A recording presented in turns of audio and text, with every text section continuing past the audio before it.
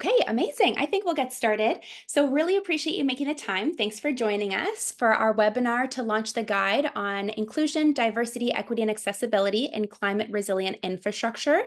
I noticed that many of you on the line are probably the end users of a guide like this. Maybe you work at a private sector organization that works with infrastructure, whether you're designing it or retrofitting it. Many of you also work at different municipalities. Perhaps you're a municipal engineer, a planner, a leader, etc. And so hopefully there's something in this guide that resonates with you, and we'll walk through it today so you can get a better sense of its key components. Before we get started, I just wanted to acknowledge the land that we're on. So I'm Nancy Mitchell. I work at the Diversity Institute, and the Diversity Institute exists within Toronto Metropolitan University, so Toronto. This is part of Treaty 13, which is really the traditional territory of the Mississaugas of the Credit, the Anishinaabe, the Chippewa, the Haudenosaunee, and the Wendat people. But there are, of course, many diverse Indigenous peoples who live in Toronto. And I would encourage, because this is a national webinar, that all of you take a second to better understand the different treaties that you form part of and the Indigenous peoples whose land you're on. I will also say that this is a bilingual session, so I will be speaking in English, but we do have French translation on the line, courtesy of our colleague Fabrice, so thank you, Fabrice. If you do want to access the French translation, you'll just toggle to the bottom bar of Zoom. I don't know what it looks like on your end, but there should either be some kind of globe symbol or a more button, and you'll click that more button, or you'll just click the globe symbol directly, and then you can select whether you want to hear this session in English or in French. I will also say that we did send out a copy of this presentation in French in advance yesterday, just in case you are Francophone and you do want to follow along in French. And Fabrice, you'll let me know if I talk too fast, because I know I'm notoriously a fast talker. Okay, so like I said, we're here to really launch the newly published guide on embedding IDEA within climate resilient infrastructure. This guide is for end users, and it has information on portfolio management and project design of your infrastructure so that it can withstand climate impacts, but consider the needs of diverse communities in your jurisdiction. So what we'll do today is I'll share a little bit about the Diversity Institute. We'll go through what the guide is.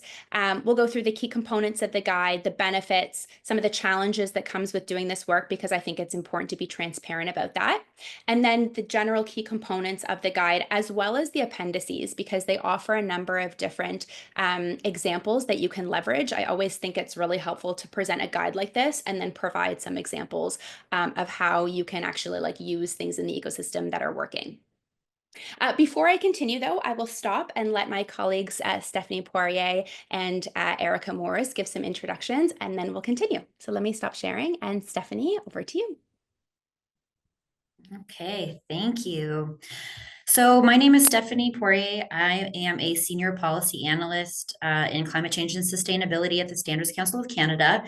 Now, for those of you who are not familiar, we are a Crown Corporation under the ISED portfolio. Now, we don't develop standards ourselves, but we oversee the accreditation body. We oversee the standardization system in which they are developed, but we are also the largest accreditation body in Canada. And we represent Canadian interests at international standard setting tables like ISO. I specifically work for a program called the Standards to Support Resilience in Infrastructure program. So we lead the development of standards and technical guidance aimed at increasing the resilience of Canadian infrastructure to climate change. We have work streams on the north, nature-based solutions, transportation, protecting assets against extreme weather events like flooding, high winds. We do all kinds of cool things. And I wanted to give you a bit of background on how this guide that we're talking about came to be. So one day back in 2022, I was asked to attend a random advisory committee meeting on behalf of my manager, and it was about the BC government's climate resilience framework. And I had been at SEC for like 1 month at this point. So I don't know that I knew all that much. But anyway, I attended this meeting, and there was a lady, Sarah Cunningham, from the BC Ministry of Emergency Management and Climate Readiness, who was looking for people to join her working group. So I reached out to see if SEC would be a good fit for her group, and we had a chat. And Sarah asked if I knew of any standards on how to apply a gender-based analysis or GBA plus lens to infrastructure. I didn't know of any offhand, but I went looking, and what I found kind of surprised me. So there were no standards, and there were some guidance documents, but they weren't really specific to infrastructure. Now I found like there were plenty of values and commitments out there, lots of like we believe in equity statements, but not much in terms of concrete steps on how they're doing that.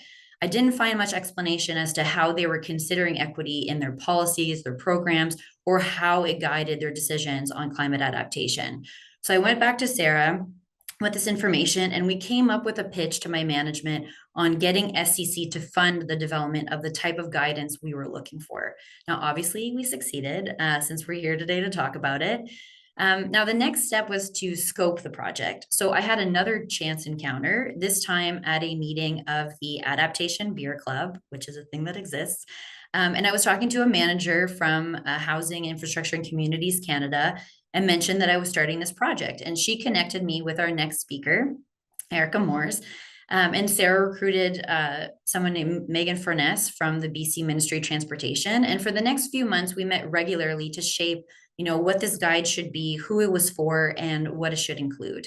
And working on this project with them was incredible, and I feel very grateful for the experience.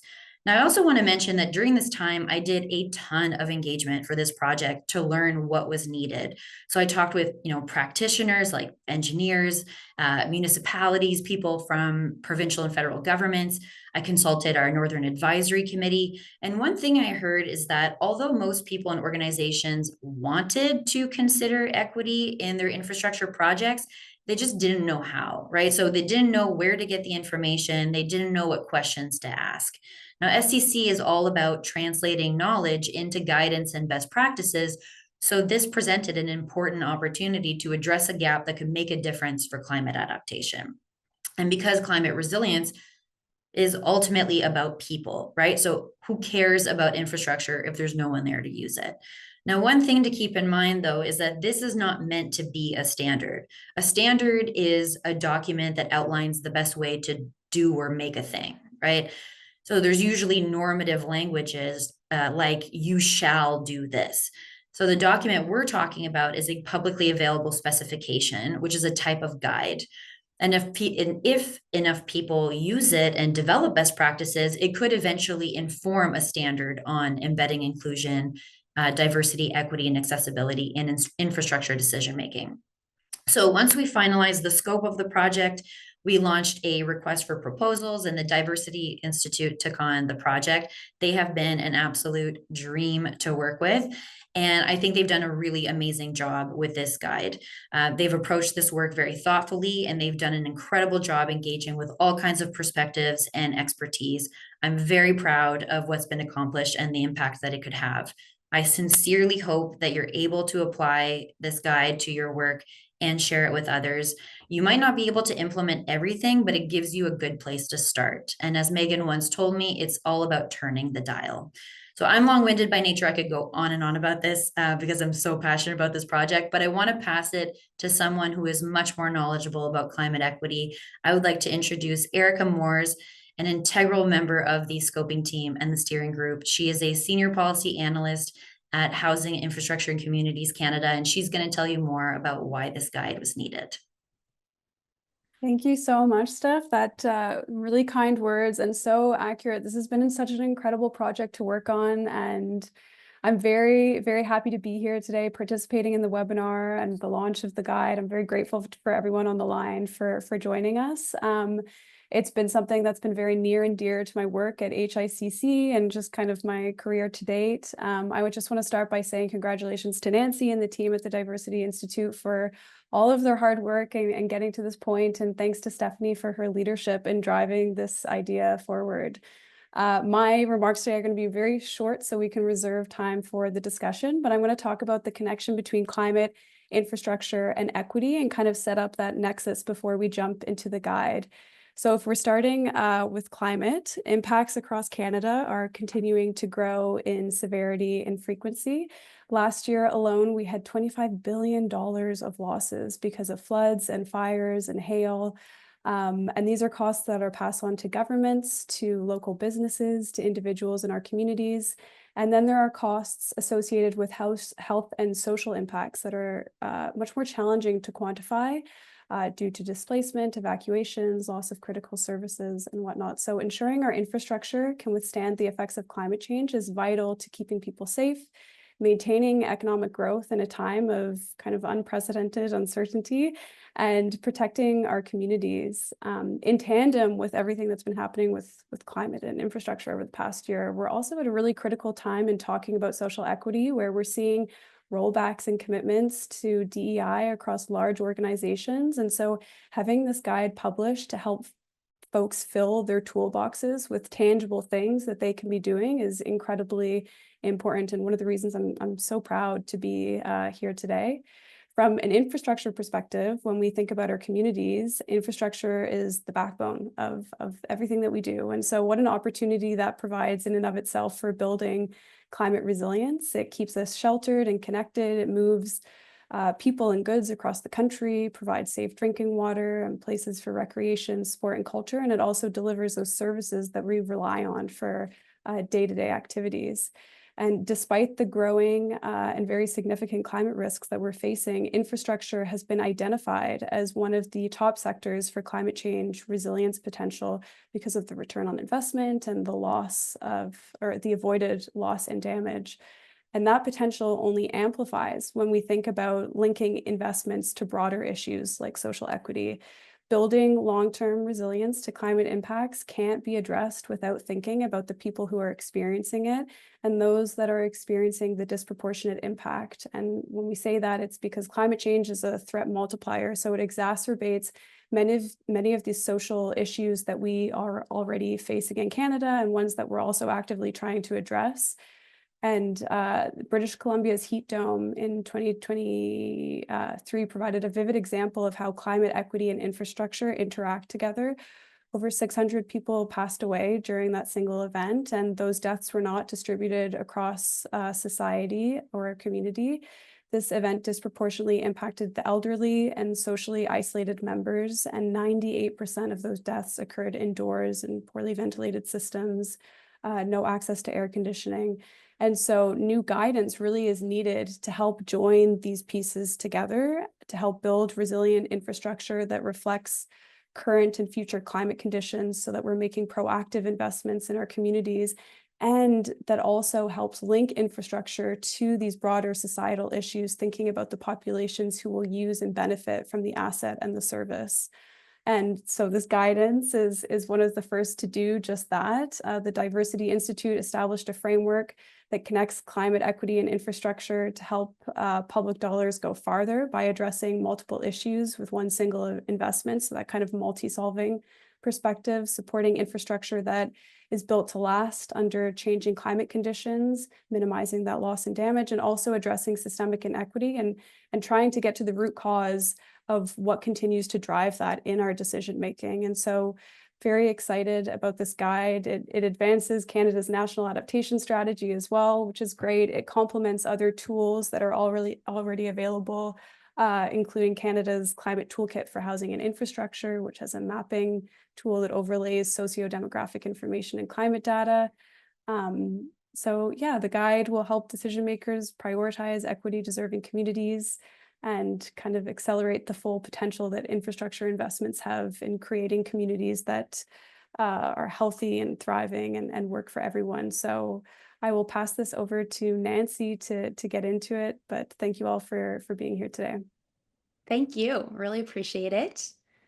Okay, so you did hear from Stephanie and you heard from Ericha. We also have a number of other colleagues on the line too. So Arshad Akhtar, the lead asset management sector Federation of Canadian Municipalities, and Zakiah Kassam, president of AirVironment Canada.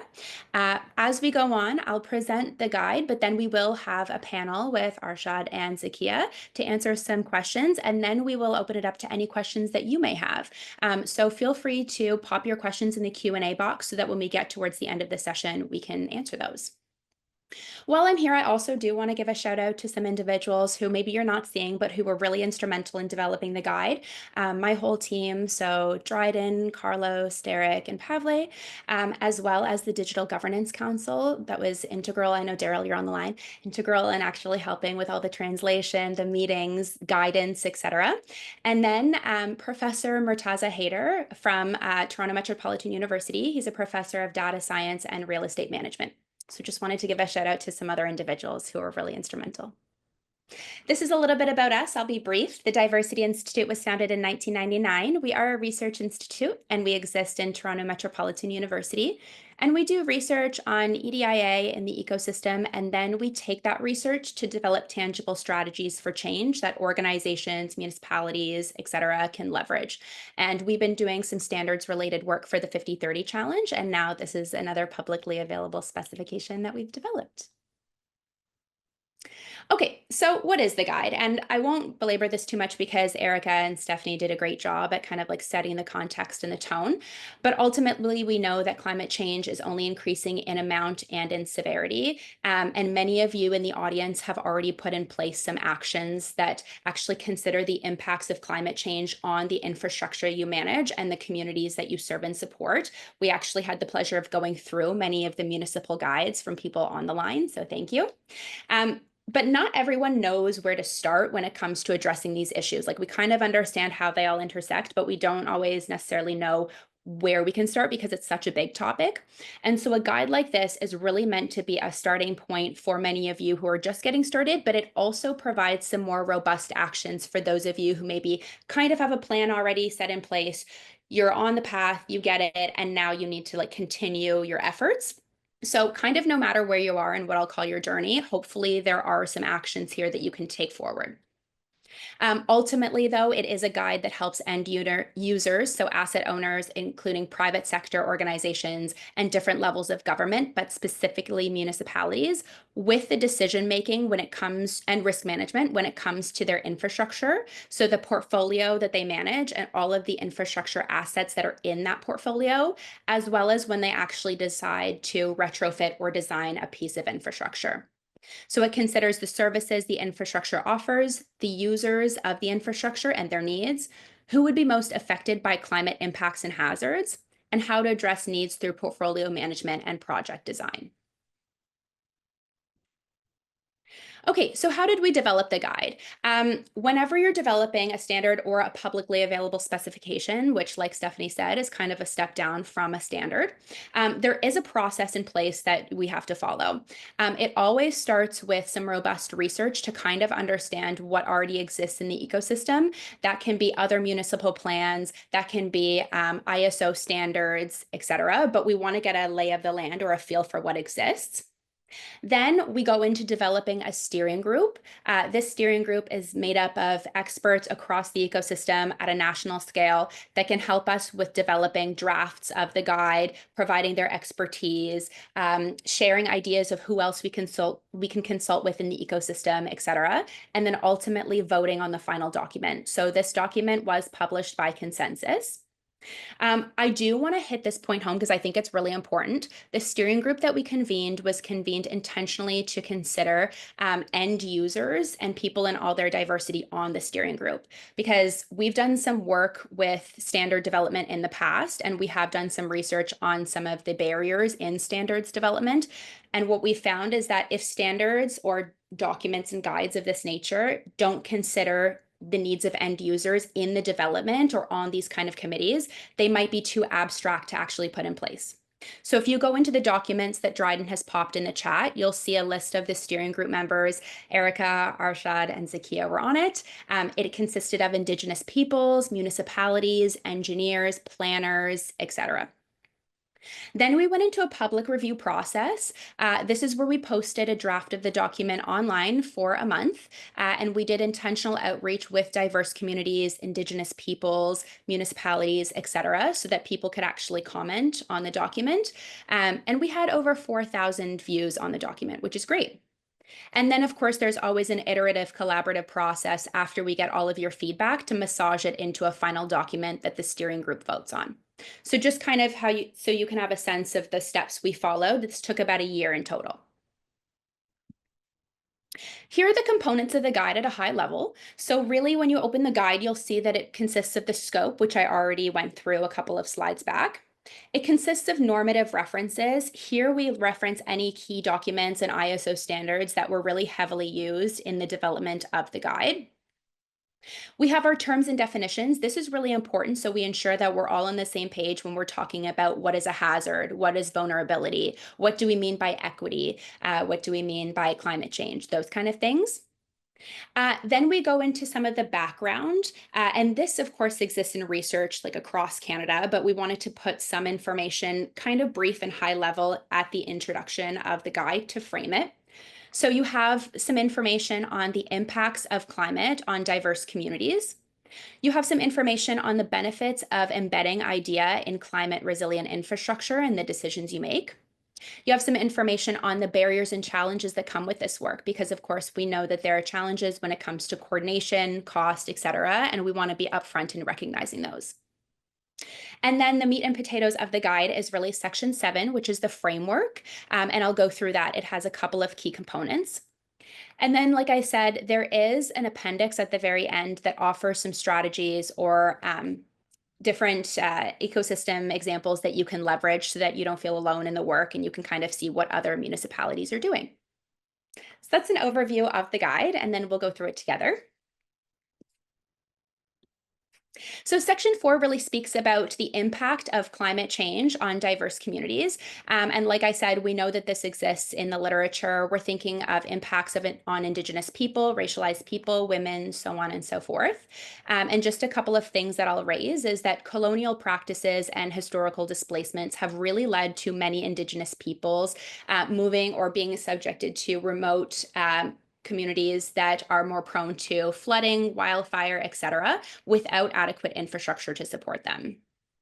We know that climate change also leads to greater need for evacuation and emergency response, and plans don't always take into account the realities of persons living with disabilities. And we know that climate change also exacerbates existing health conditions for persons with disabilities. We also know when it comes to newcomers that language, access to information, technological barriers, et cetera, can prevent them from receiving critical information about emergencies, climate change, et cetera. So I won't stay too much on this slide because you can go through the guide, but really there's plenty of examples that provide the link between climate change and the disproportionate impacts it has on Indigenous peoples and equity deserving groups. So what are some of the benefits of a guide like this at a high level? What I will say, and I did say it before, but every end user or every municipality has a different context, a different size, a different capacity, and you come to this work from different starting points. Some of you may already have municipal plans, which is great, and some of you, this may be the first thing that you're starting with is this webinar, which is great. And a guide like this really helps you understand where to start and what you can consider throughout the process. And I think when you go through the guide, you'll see that it kind of looks like a checklist, but it's not meant to be a checkbox exercise. It's meant to have you thinking, okay, we have a number of different assets in our portfolio. Which ones should we retrofit first based on X number of considerations? Oh, we hadn't thought about community engagement in our process. Why don't we consider that? Oh, we hadn't thought about the language through which this information is going to be disseminated. Let's think about that. So it's really just some questions for you to get the mind going of how you can embed equity into this kind of work. And then, of course, the guide also gives some more concrete examples of how different individuals in a municipality in particular can leverage it and benefit from it. Because we know that everyone in, and I keep using municipality because I think many of you on the line are from municipalities, but we know that it's not one singular person's or one singular department's role in doing this kind of work. City council has a role, the planners have a role, the engineers have a role, even the people you procure for the work have a role. So it's just to say that. I won't spend too much time on the benefits or the challenges because the guide is pretty robust, but it is just to say that there are benefits of applying an IDEA lens to climate resilient infrastructure development and retrofitting for governments and asset owners when it comes to mitigating legal risks. Ericha talked about achieving positive returns on investment and so forth. as well as benefits at the community and the individual level. Health, reducing financial impact on households, enhancing social inclusion and justice, and so forth. So there are two lenses here that I think it's important to be mindful of. We know there are some barriers. There are barriers when it comes to actually coordination across decision makers, different divisions kind of trying to work together to achieve one common goal. We know that there are some restrictions or barriers when it comes to working in rural, remote, and small communities, maybe capacity related. And we know that there are some barriers when it comes to actually using and leveraging data to forecast and track needs and disaggregate data to understand experiences of diverse communities. We have put some information that you can leverage throughout the document and in the appendix to kind of curb some of these barriers. So hopefully that's really helpful. Okay, I want to spend the bulk of my time going through the key components, and then we'll pivot over to our panel. So what I think is really important to note, and this is why it's our first pillar, is the pillar of community engagement. And we put it right up at the top because community engagement really informs all aspects of designing, retrofitting, climate resilient infrastructure. And it also forms part of any effort you should take within the actual portfolio management process. Public engagement really relies on meaningful ways that you engage with communities and the ways that you build trust with them so that you can understand their perspectives in the actual infrastructure that they want, need, etc. So if you were going to put a cooling center somewhere in your city, where should it go? Will people actually be able to access it? Do you know the needs of the community? Is it close to a transit line? Will information about this cooling center be available in multiple languages? That kind of thing. But sometimes we get those or more often than not, we get those insights from actually talking to the communities that we serve and support. So this is why it's very upfront. I'll go through each of the components, and then it's important to note that each of these arrows is kind of a high-level consideration, and when you go through the doc, you'll see some more granular questions that you can ask yourself. So the first step is really relationship building and leveraging previous engagement insights. If you wanted to understand community perspectives on what piece of infrastructure should be retrofitted and how to do that and how the design should be, look and feel, etc., you need to be building relationships with communities so that you're not extracting information from them and then they don't hear back from you. So it's a continuous effort. And it's also important to leverage any existing engagement. I do engagement all the time for my work, for my clients, etc. And something I hear all the time is, oh, well, we already talked to this client about this. So why don't you go back, get the insights that we already shared, and then put that in place and then come talk to us. So this kind of relationship building and leveraging what's already been shared is a really key piece. You want to be developing an engagement strategy that mitigates the barriers to people actually coming out so that they can share their perspectives. You want to be coordinating internally, and I'll give kind of a granular example that exists in the guide, but if you are a municipality and you are in the planning division, perhaps there are other divisions in your city that do community engagement pretty regularly, that have ties to the community, they've heard some of the things that the community needs, etc. And rather than forging your own path, why not touch base with those different divisions, get some of those insights and leverage.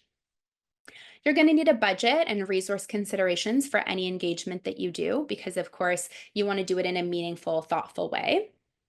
And then when you go through the guide, you'll also see considerations and things for you to think about when it comes to building engagement into your portfolio management, as well as your project design. And then evaluating how your community engagement is going and bringing insights back to them to say, thank you so much for your perspectives, and here's where those went. So, like I said, ultimately, really upfront is to better understand what people in your community need and want so that you can build that into your process.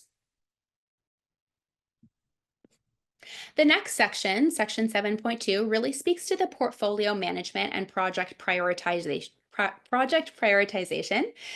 So perhaps you are a private sector organization or you are a municipality and you have a number of different infrastructure assets under your purview. How do we know which ones to retrofit first, and how do we know which ones to prioritize? So I think here it's really about understanding kind of three big steps. The first is understanding climate impacts on your infrastructure assets. Are there some assets that are more at risk in the coming years than others? And will that help you prioritize which ones get retrofit or redesigned first? Then it's about understanding the demographics of your community and their needs so that you can couple that. So perhaps there is a community that really relies on this one specific bridge to get in and out of the larger community. And if you don't retrofit that bridge and you know that sea levels are rising, for example, that community will be disproportionately impacted. So again, understanding the climate change impacts on infrastructure and understanding the needs of your community. And then forecasting different demographic trends and needs. Do we have a sense of whether we're going to have an influx of newcomers and immigrants coming into the region?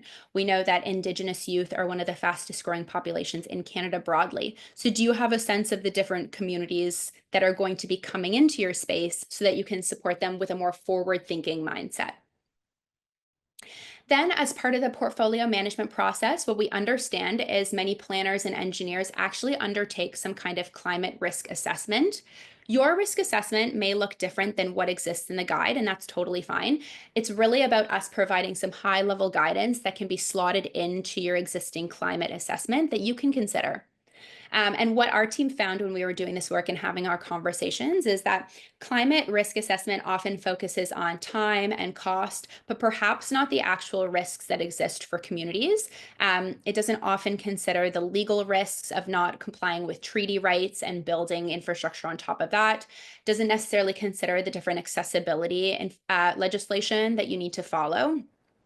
It doesn't necessarily consider whether the infrastructure that you're designing or retrofitting, whether it will disrupt cultural or Indigenous land use. Will it disrupt the connectivity of certain people in the city?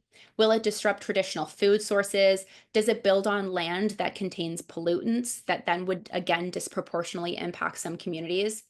Will it have positive or negative financial consequences on a community, and so forth? So really building in the humanistic aspect into your into your climate risk assessment is part of embedding an idea lens into your portfolio management. So we've gone through community engagement as an overarching pillar as part of the guide, and these are the key considerations that exist within portfolio management. And then, of course, we pivot into the project design piece of the guide.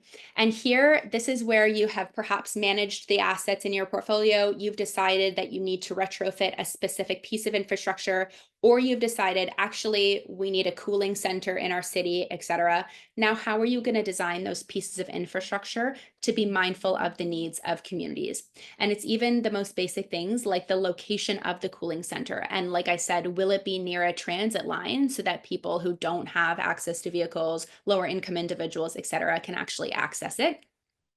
Something that was brought to our attention that I thought was really important and critical was designing infrastructure, so roads, et cetera, that mitigate things like missing and murdered Indigenous women. So we know that many of the large highways that exist in Western Canada actually allow for the taking of Indigenous women. And how can you ensure that you're building infrastructure that is, proper lighting, stops, et cetera, so that this isn't continued?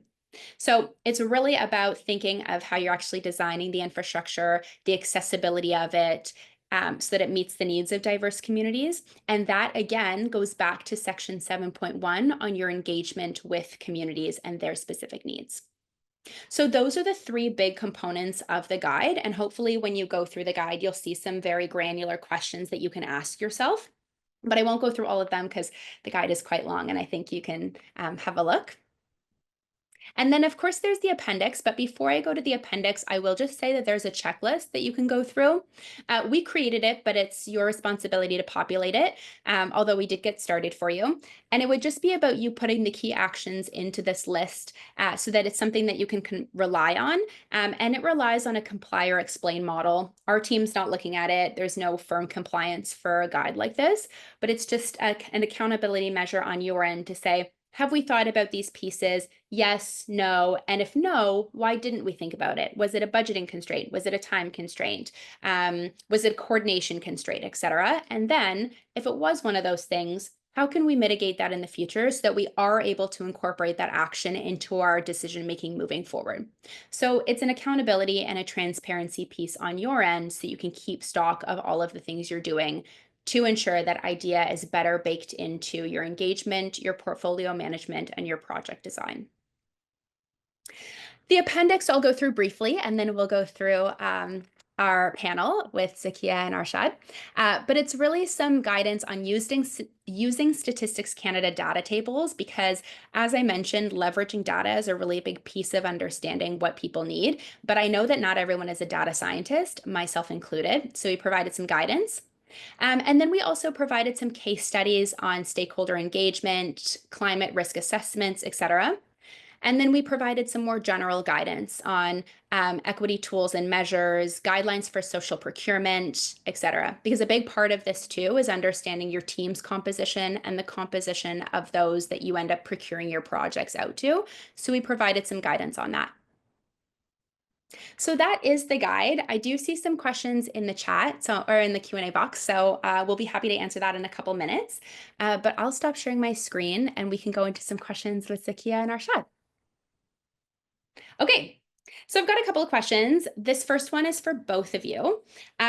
It's why the need for a guide like this at this time? And do you see more and more municipalities or private sector organizations incorporating IDEA into their work? And what are the different levers for motivation that exist? So Zakiah, maybe we want to start with you. Yeah, thanks so much, Nancy. And let me at the outset say how delighted I was with the way that this publicly available specification, how it turned out. I think the need for this is being driven.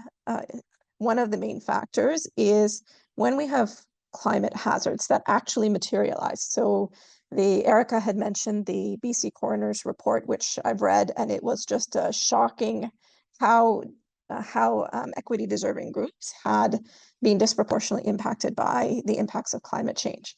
I'm from Calgary. During the Alberta floods that we had, we saw gender-based violence increase as a result during the time when communities were being impacted. So I think we're seeing more and more how climate change is disproportionately impacting populations, number one. I think we're seeing a lot of government spending. Prime Minister Carney just released his mandate letter for all of the cabinet members, and we saw a big focus on infrastructure funding there. We've seen a big focus on infrastructure funding when Rob Ford set his government's priorities. So we're seeing the money being spent across infrastructure, and at the same time, we're also seeing some budgetary pressures. And I think there's always a question when you've got budgetary pressures about how do decisions get made, and they often tend to be primarily based on finances.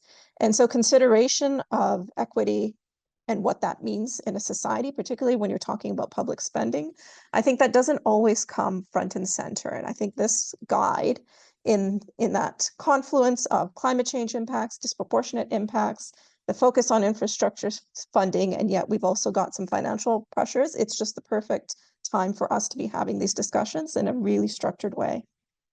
Thank you. Arshad. Yeah, thank you. So similar to what Nancy and Zakiah were talking about, like we know that the impacts of climate are disproportionately affecting equity deserving groups and Indigenous communities, and that may be due to lack of resources, knowledge, or even engagement with the local government. And often these limitations exist because of systematic barriers or historical marginalization. I'll give you an example from my own experience. Like I'm an immigrant to Canada, and like many immigrants, when you first come to this country, you're probably going to spend several years living in apartments. And I didn't know that I could pick up the phone and call the city to report a pothole on my street. I didn't even know who was responsible for maintaining the roads. If you had asked me at the time, I probably would have said the government, but I didn't know which level of government. I only learned about these things a lot later in my life, especially working with municipalities and then owning a home. So going back to the question why we needed this guide, I know from my experience, when infrastructure decisions are made, they don't always involve a diverse community perspective to ensure that the work that they're doing is going to meet the needs of all of the community members. And so sometimes those voices are not heard, and when you're not included, you're also at a risk of reinforcing some of those existing inequities. And so what this pass does is hopefully take a step towards addressing that gap to really help asset owners and managers to apply an equity lens in their infrastructure design and maintenance processes. And then in terms of whether or not we're seeing a shift, I can tell you from my own experience, especially working through FCM, where I get to work with municipalities all over the country, that we are seeing that shift. I've been part of some discussions, several workshops where equity considerations into asset management was a key topic area. Several weeks ago, I was at the CNM conference where City of Ottawa had a presentation on how they've incorporated equity metrics into their asset management system. And I think in their presentation, they also talked about 2 other cities that have done this. I think one was Calgary and one was some city in the East Coast. But, you know, municipalities are starting to shift and looking to integrate equity considerations into their work. And the motivators, I think, like, obviously there are some that are required, like you may have legal obligations, like you know, there's some that will require you to consult with Indigenous communities. You might have some that deal with you know, complying with accessibility and human rights laws. From my own experience working with the FCM, the LLCA program, Local Leadership for Climate Adaptation, like, equity is part of the requirement, and we're seeing this for more and more government funded programs where incorporating equity is part of the funding requirements. And of course, if you start to engage with these people, you're going to build that trust and that transparency, especially when that community starts to see how their input is reflected into the decision. So, you know, there's motivations not just from legal and financial, but there's also motivations from the social point of view. Amazing. I think it's good to hear that there's motivations or maybe even pressures coming from like different avenues. Arshad, the next question is for you. What are some key difficulties you found for municipalities trying to embed IDEA into their infrastructure decisions, and how does a guide like this help? I think there's a number of challenges. Like, I think the most common one is just the lack of resources and capacity, which is especially true for the really small rural remote communities. Staff might be already strapped thin. Like, I've learned about a municipality that has a total of 2 staff that work 2 half days in a week. And there's other municipalities that have single digits in terms of municipal employees. Even those that are decently staffed have limited capacities and budgets, or even the budgets to you know, support training and knowledge and awareness and those types of things. Some municipalities may not even realize that you have to apply IDA considerations to infrastructure at all. Or they might assume that their community doesn't include any equity deserving groups. On the flip side, you might also have some that are willing, but they don't know where to begin because it's not very clear on how you link equity to some technical processes. I actually, again, at CNM, I had somebody come up to me. They have a fairly decent asset management program, and they asked me, how do you apply equity considerations to roads? Right. So those are the types of things that are still unclear to a lot of folks. There's always data gaps when you don't have the right data in terms of your infrastructure data and your demographic information. It becomes really hard to make those decisions. And so what this PAS really does is it gives you a simple, easy to follow framework that's going to align with your infrastructure processes, like your design and management practices. I think some of those consideration questions that are in there and the checklist are really, really good tools. And that's for any organization that's looking to apply the IDA lens. And again, the past makes a really strong case on why this work matters, not just again from financial point of view, but ethically, legally, socially. So it really provides you a lot of guidance. I also thought the section on how to use the census data, how to do inclusive engagement, how to build coordination across roles and departments. They were all really great resources, and it doesn't matter what maturity level they are.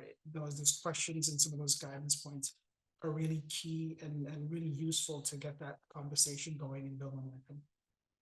Amazing. Okay, thank you. The next question is for Zakiah. This guide really tries to avoid reinventing the wheel and instead leverages existing frameworks. What kind of frameworks does this guide rely on, ISO or others? And how is that helpful in bringing multiple resources together? So I'm going to answer this question in part from the perspective of my role as the international chair on ISO. I thought, and specifically the ISO Environmental Management Technical Committee. So ISO has a series of adaptation to climate change standards. ISO 14090, 91, and 92 are the most relevant for the purposes of this discussion. And I thought what the team did really well is understand some of those other standards, including the PIBC protocol, which is widely used, especially in Canada, because it originated from Engineers Canada. The team did a phenomenal job of understanding what exists within those standards and then making sure that the terminology harmonizes with those particular standards, but also understanding the gaps in those standards. So for example, within the ISO standards, you've got a concept of interested parties. So anyone who can be impacted by, or even perceive themselves to be impacted by a decision or climate change action. But apart from a couple of sentences to articulate that there are disproportionate impacts, it can happen based on gender, it can happen based on age. It doesn't really delve into the topic of what does it mean to make sure you've considered all interested parties and how there may be disproportionate impacts. And I think this particular has, and one of the reasons why I love it so much is it fills a gap that I know exists within the ISO standards. You can't use this this PAS by itself to do your risk assessment. It very much has to be partnered with something like the ISO 14091 or with PIBC protocol. So it's a nice overlay that works really well and in harmony with those standards. Thank you. Yeah, I mean, the team did a lot of research to understand some of the existing standards, municipal plans, et cetera, so we can build something that's more cohesive and collated rather than reinvents the wheel. So I'm glad to hear. And then the last question is for both of you. So we'll start with Arshad and then we'll go to Zakiah. We know that people on the line come from different capacities, sizes, abilities, and starting points. If you can leave the end users on the line with a tangible starting point from this guide, what would it be? Arshad. I would say start by asking questions. Ask yourself, who is this infrastructure for? Who do you think might be left out or might face barriers? If your community was hit by a major climate event, who's going to be impacted the most? And then use this guide to help you dig deeper. Again, like those questions, the consideration questions, the checklist are really useful to start to get you thinking in a different way. So use those questions, use the checklist, look at some of those appendices, for example, the how to use the public census data to understand who lives in your community, even if you don't have the data yourself. If you're working on a specific project, try maybe one of the suggestions in the engagement strategies. Zakiah. So I'm gonna actually, so even though I love this whole specification in its entirety, there's two sections that I really liked. One is more philosophical, so it's the definition of climate justice that exists in section 3. And the reason why I really liked that section in particular is because it forces some reflection about the philosophy of climate justice, that if you're in the space of working on projects related to resilience or mitigation, it's really important to have that background philosophy. So things like distributive justice and who's actually being impacted by climate change. procedural justice, whose voices are we hearing, and are they at the table to actually make the decisions, or are the decisions being made on their behalf? Intergenerational justice. So we often make decisions to park and do things later on, but who actually is bearing that cost of doing the things later on? And so some of those broad philosophical concepts, I think, are really important for people to reflect on, because we don't talk about them a lot in terms of a value system that needs to underpin work that we do. And then the other one is much more tactical. So I think the table that sits in section 7, I think it's the very first table that's there. I think if you didn't want to read anything, but you wanted a summary of how do you actually use a standard, that table is a fantastic one, because it tells you how to marry the considerations of inclusiveness and climate justice into your decision-making processes, into your climate risk assessment processes. So I would say start off with those 2 sections and then read the rest of the standard if you don't have time. And I think those 2 elements in particular will hook everyone. Amazing. Thank you so much, both of you. Really appreciate it. We do have a couple minutes left to go through some audience questions. I noticed that there were a few that were similar, that were related to participatory planning and community engagement, and some best practices of how municipalities or even private sector organizations can engage communities when doing this kind of work to get their perspectives. I wondered if any of the 4 of you had any perspectives at a more granular level of how a city can actually go out and speak to communities. Any thoughts?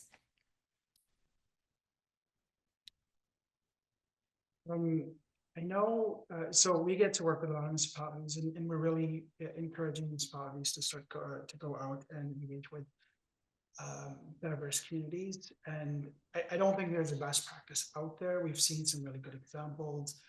I came across one just recently. City of Vancouver is going to community events, and they'll have booths and they're just chatting with people. We've seen other examples of smaller municipalities that are going to different organizations or community centers and talking to people in a more informal way. It's not, hey, come to our town hall. They're using different styles and approaches to communicate with people. So there's a lot of municipalities that are coming out with different and unique ways of engaging. And I think it's pretty clear that, expecting people to come into town halls on a weeknight from 5 to 7 is not realistic. A lot of people don't have access. Most people don't even know when those community engagement activities are taking place. So just being more accessible, understanding what the needs of your community are, going to where those people are and understanding what their needs are in a way that they're going to be receptive to your projects or whatever you're working on, I think is key.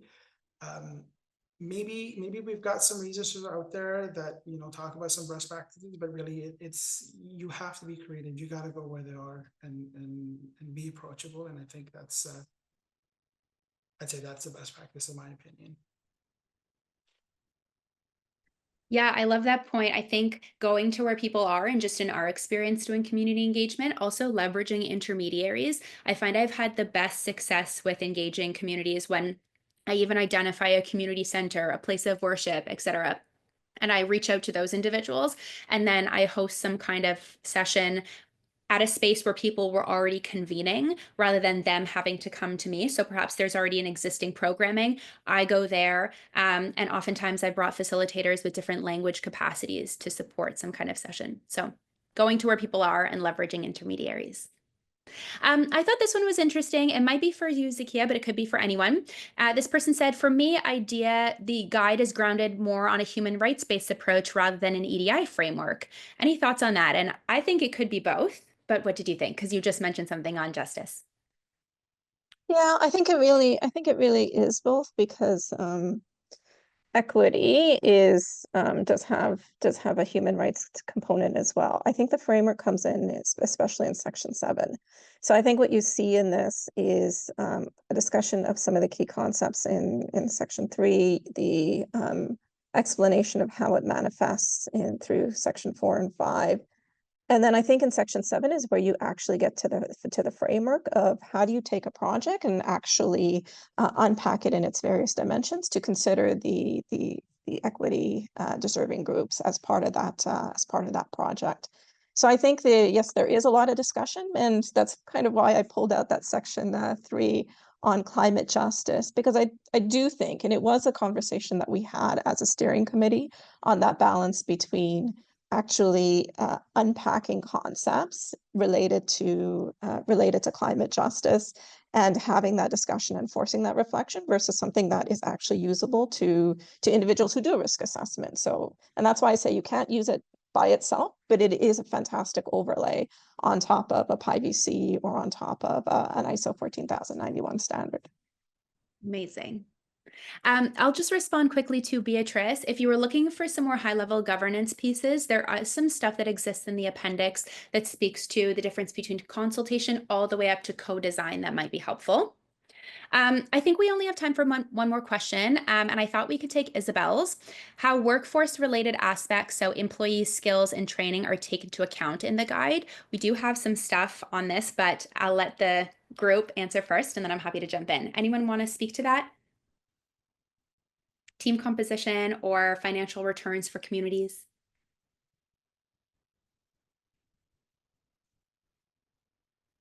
I'm happy to jump in. The guide does have some things in it on the risk assessment piece, but also just on the design of the infrastructure and whether or not it will lead to either gentrification or whether it will provide opportunities for people in the actual community to have jobs, or whether it will disrupt their actual getting to their places of work, etc. So there is a little bit on finance there.